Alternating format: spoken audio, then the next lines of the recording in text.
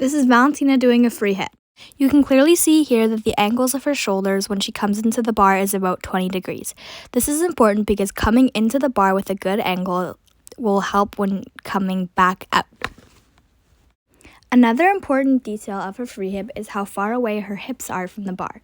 You can see here that it's about 6 inches, which is really important because as you watch, you see that her hips stay around this far away from the bar up until she goes into a handstand. Having your hips a good distance away from the bar is really helpful because your shoulders don't have to work as much when trying to push up into a handstand. During bars, we think a lot about the angle that we're coming in at and how far away we are from the bar. So, as you can see here, she's now on the other side of the bar, but she has the exact same angle as before. This angle is very good because in the next clip you'll see that she ends up in a perfect handstand. She is also still 6 inches away from the bar. If she was too close, her feet would go back in the wrong direction and it wouldn't be a perfect handstand. Body angles is a very important part of gymnastics and something that we are taught by our coaches from a very young age. We're constantly being told what angles our body are at and what angles we're coming up at. This video is of Alexa doing a toe-on. The ideal angle to step on the bar for this skill is at horizontal because you have the most power and the most speed when you step down there. As you can see here, Alexa steps on just above 45, which gives her not very much speed and her feet come off way too soon. This picture shows where her feet come off the bar.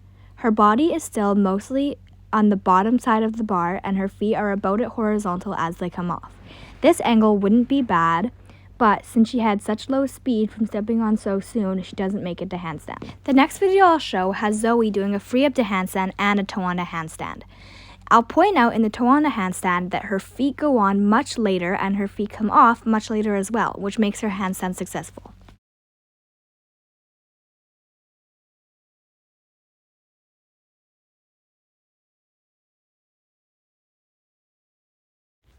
As you can see here, the angle where her foot first touches the bar is way later than Alexa.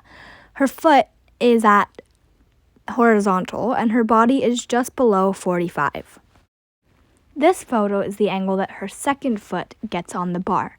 Her body is almost directly below the bar, which is what makes this toe-on much more successful than Alexa's. Adding together the speed and the angle that she comes in at, this is the angle that her feet come off the bar at. She's basically at horizontal, most of her body is already off, and her feet, as she kicks them off, goes directly to the ceiling. These last 3 pictures I will bring back at the end of the presentation when I talk about scoring. But first I want to talk about the angle. Her body is about at 45 on the wrong side of the bar. The judges would count this as 45 because they count where the angle of the lowest part of your body is. As in this situation, it would be her feet. So the angle of this handstand would be 45, but backwards.